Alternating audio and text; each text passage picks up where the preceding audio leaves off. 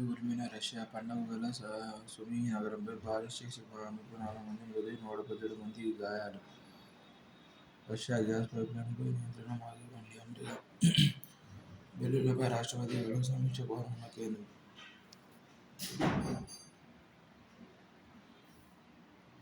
దత్తతకు భార్య అంగీకారం తప్పనిసరి, ఆస్తి వివాదం సుప్రీంకోర్టు తీర్పు. 1,00,000 మొక్కలు నాటిన దినకూలి.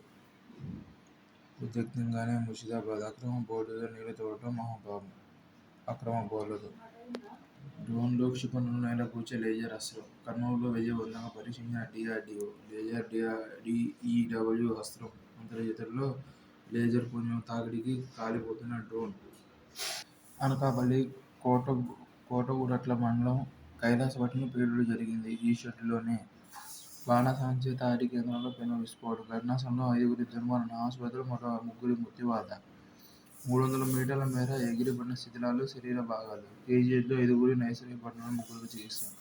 సీఎం, డిప్యూటీ సీఎం దిగ్భ్రాంతి. మృతుల కుటుంబాలకు 15 లక్షల పరిహారం ప్రకటన. ప్రధాని 2 లక్షల ఎక్స్గ్రేషియా. విశాఖకు ప్యాకేజీతో ఊపిరి.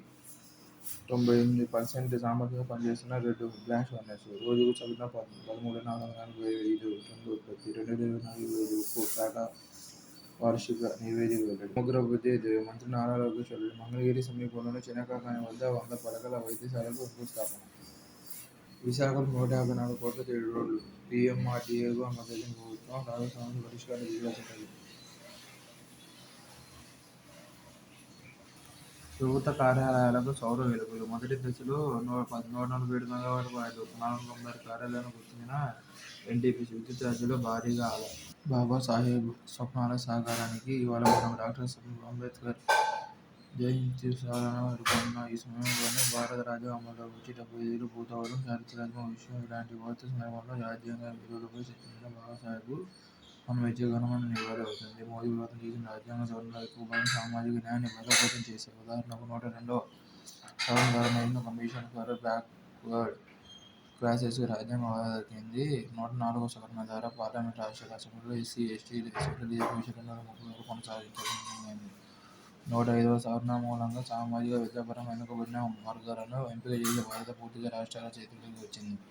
106వ సవరణ ఫలితంగా మహిళలకు పార్లమెంటు, అసెంబ్లీలో 33% రిజర్వేషన్లు దక్కాయి.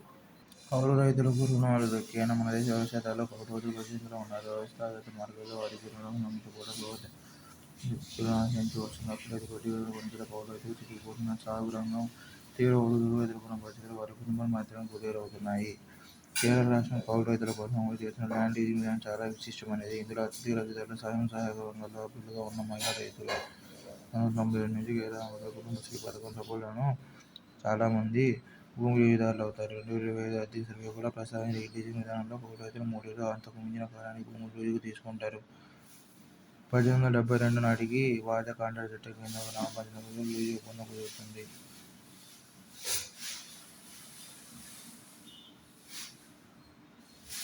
ఐసీసీ క్రికెట్ కమిటీ చైర్మన్గా మళ్లీ గంగూలీనే. ధీరజ్ బృందానికి రజతం. ముగిసిన టైగర్ ట్రంప్ విన్యాసాలు. భారత, అమెరికా సంయుక్త త్రివిధ దళాల టైగర్ ట్రంప్ విన్యాసాలు ఆదివారం ముగిశాయి. హార్బర్ ఫేస్ ఈ పేరుతో 2 దశల్లో విశాఖపట్నం, కాకినాడ తీరాల్లో ఈ విన్యాసాలు నిర్వహించారు. అంబేడ్కర్కు పాత్రికేయ ప్రమాణాలు. ప్రయాణముఖ నాయకుడు, భవిష్యత్ భారత్ సమతా జనతా భారత్ ప్రతిభ సాధించి ప్రపంచ చరిత్రకు పథకం దక్కారు. అణు విద్యుత్ శక్తిలో చైనా అద్భుతం. ప్రపంచంలోనే తొలిసారి కేంద్రక సంలీన విద్యుత్ విజయవంతమైన యంత్ర అపార విద్యుత్ శక్తి అందుబాటులోకి.